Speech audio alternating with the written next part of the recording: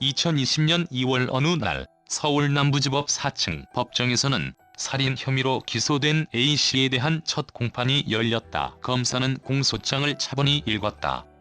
피고인은 경찰 공무원인 피해자와 동창으로 결혼식 사회를 봐줄 정도로 친한 사이였고, 푸른색 수의를 입은 A씨는 피고인석에 앉은 채 고개를 숙였다. 피해자 유족들의 오열 소리가 법정을 가득 채우고 있었다. A씨는 국내 주요 항공사 승무원이었다. 경찰 공무원인 B씨와는 11년 지기로 대학 동기, 동창이기도 하다. B씨가 지난 2018년 겨울 결혼하자 A씨가 사회를 맡을 정도로 친한 사이였다.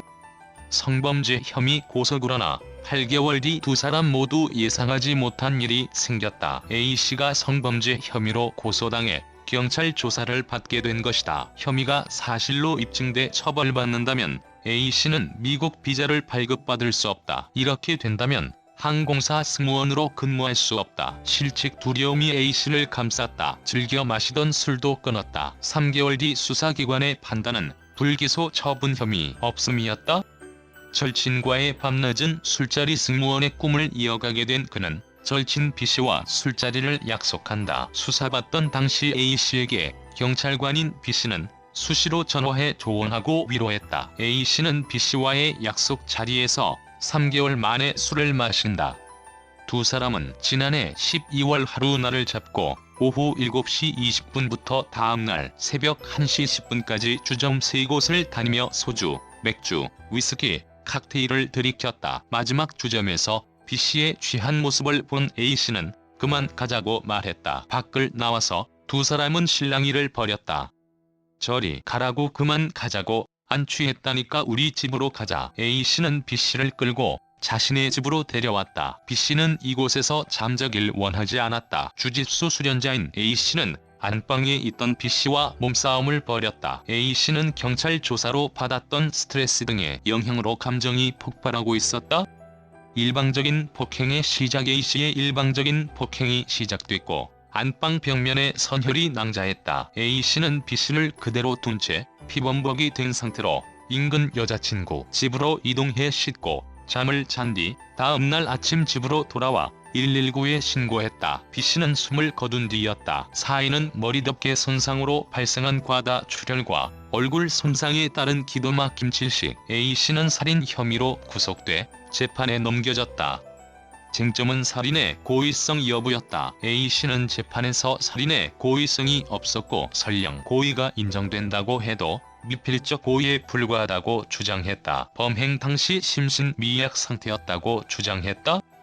어머니는 아들의 이름을 불렀다. 그러나 재판부는 A씨의 주장을 모두 받아들이지 않았다. 피해자인 B씨가 다량의 피를 흘리고 있었던 점, 범행 장소였던 안방에서 나와 씻고 여자친구 집에 가서 또 한 차례 샤워를 하고 잠을 잔 점 등 범행 이후 행동을 봤을 때 A씨가 B씨의 상태를 충분히 인지하고 있다고 판단했다.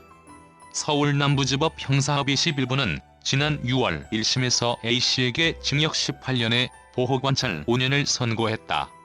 재판부는 혈흔 흔적을 분석해보면 피해자는 저항 능력 없이 피고인에게 완전히 제압돼 있었던 것으로 보이는데 얼굴을 위주로 수차례 가격했다며 피고인은 결과가 어떻게 될지 인식한 상황에서 반복적인 공격을 했고 범행 이후에도 별다른 조치를 하지 않았다고 지적했다. 재판부는 피고인의 이러한 행동은 이기적이고 죄질이 나쁘다며 피해자의 유족이 엄벌을 탄원하고 있고 장기간 속죄하고 사는 것이 불가피하다고 밝혔다.